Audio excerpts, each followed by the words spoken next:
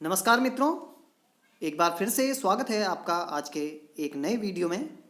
तो मित्रों, आज के इस वीडियो में आप लोग देखेंगे हिंदी व्याकरण से संबंधित कुछ महत्वपूर्ण प्रश्नोत्तर।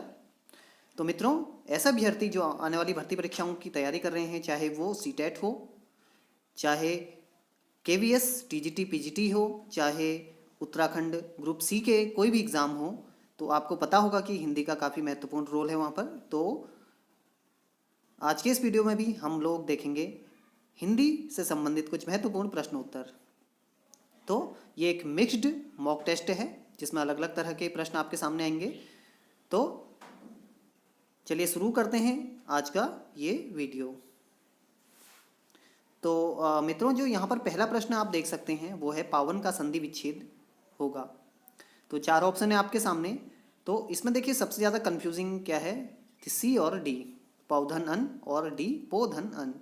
तो देखिए पावन, इसका संधि विच्छेद जो सही है वो है पौधन अन, ये होता है पावन। और एक होता है हवा का पवन, आपको पता होगा हवा का पर्यायवाची क्या है, पवन।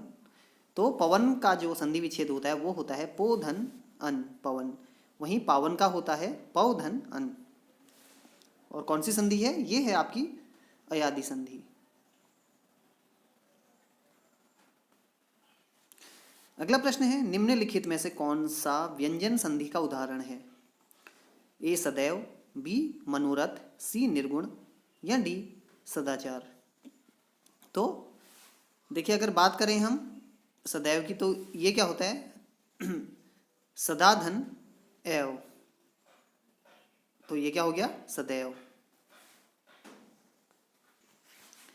तो यहां पर देखिए, यहां पर तो आपकी वृद्धि संधि आ गई। मनोरथ, इसका होता है मनः धन रथ, ये हो गया मनोरथ, ये भी नहीं होगा। तीसरा है निर्गुण, तो ये क्या होता है निहि गुण, निर्गुण हो जाता है। वहीं बात करें हम सदाचार की, तो ये क्या होता है सत धन आचार, क्या होता है सत धन आचार, सत्य जो व्यवहार किया जाता है सदाचार कहा जाता है तभी। तो इसमें किस में बदल जा रहा है, दो में। तो ये क्या होगी आपकी व्यंजन संधि होगी। तो हमारा ऑप्शन डी बिल्कुल सही हो जाएगा यहाँ पर। अगला प्रश्न है मनोहर शब्द में संधि क्या है। अभी थोड़ी देर पहले हमने देखा था, ए स्वर संधि, बी विसर्ग संधि, सी व्यंजन संधि या डी दीर्घ संधि। तो मनोहर है, ये मनोरथ से मिलता जुलता है मनोहर। तो देखिए मनोहर का क्या होता है संधि विच्छेद कहें तो मनः धन हर।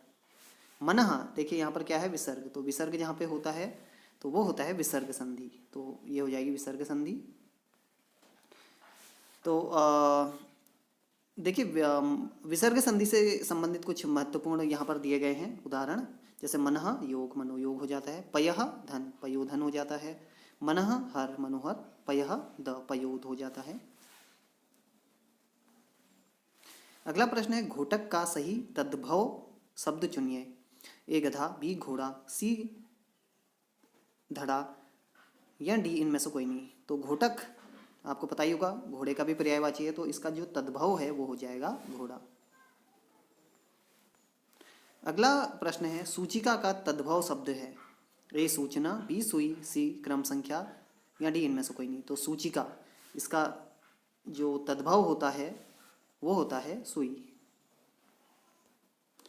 अगला प्रश्न है अलमारी किस विदेशी भाषा का शब्द है। तो देशज विदेशज भी पूछे जाएंगे शब्द। तो ए अंग्रेजी, बी फ्रांसीसी, सी डच या डी पुर्तगाली। तो देखिए अलमारी किस भाषा का शब्द है, ये है पुर्तगाली। तो मित्रों आने वाले वीडियोस में आपको कुछ ट्रिक्स भी मिलेंगी जिसके माध्यम से आप सभी जो विदेशी भाषाएं होती हैं उनके शब्दों को कहानी के माध्यम से याद कर सकेंगे। अगला है प्रश्न नीचे दिए तत्सम तद्भव शब्दों का युग्म कौन युग्म त्रुटिपूर्ण है, यानी त्रुटिपूर्ण मतलब गलत है। ए शीर खीर, बी दही दही, सी दुग्ध दूध या डी घृत घी। तो यहाँ पर अगर आप देखें चार ऑप्शन है आपके सामने, तो इसमें जो गलत है वो है बी दही दही वाला। अगला प्रश्न है इति आदि इत्यादि में कौन सी संधि है। ए यण संधि, बी दीर्घ संधि, सी गुण संधि या डी अयादि संधि। तो देखिए इति धन आदि, ई किससे मिल रहा है, आ से मिल रहा है, छोटी ई किससे मिली, आ से मिल रही है, तो उसका क्या हो जाता है य। तो जहाँ पर होता है आधा आधा आपको त या दिख जाए वो होता है हमेशा यण संधि। जैसे अति धन अधिक क्या हो जाता है अत्यधिक। तो इस तरह से आप थोड़ा सा ट्रिक के माध्यम से भी कर सकते हैं। तो यहाँ पर क्या होगा यण संधि। अगला है हथियाना में कौन सी क्रिया है। क्रिया के आपने भेद पढ़े होंगे, काफ़ी महत्वपूर्ण है। ए प्रेरणार्थक, बी संयुक्त, सी अनुकरणात्मक या डी नाम धातु। तो देखिए ऐसी क्रिया जिसका जो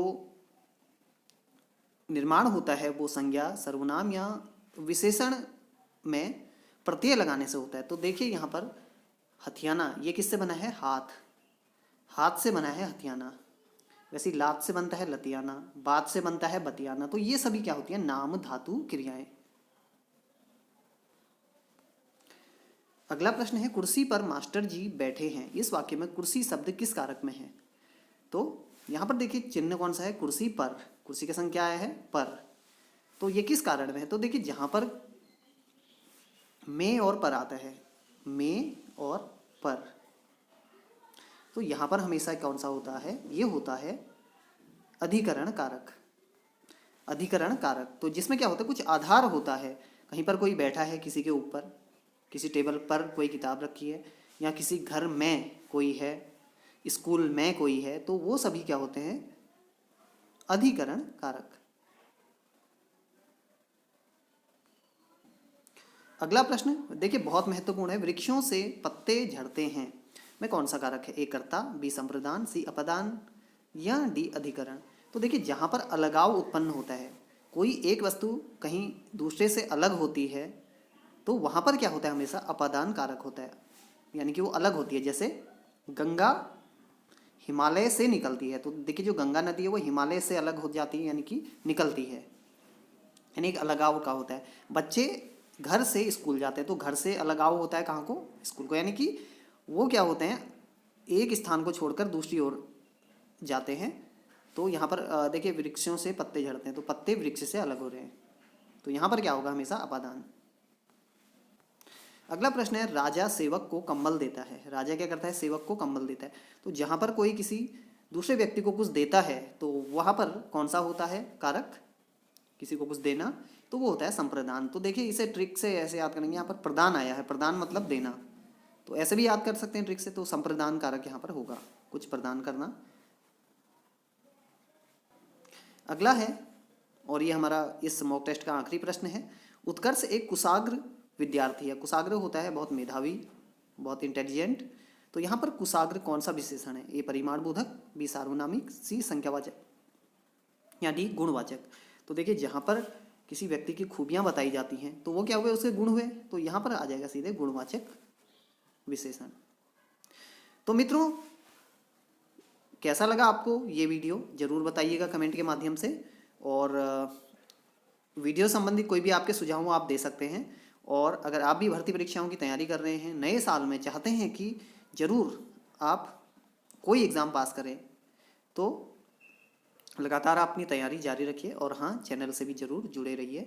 तो नए व्यूअर जरूर सब्सक्राइब करें, शेयर करें। तो आज के लिए बस इतना ही, धन्यवाद।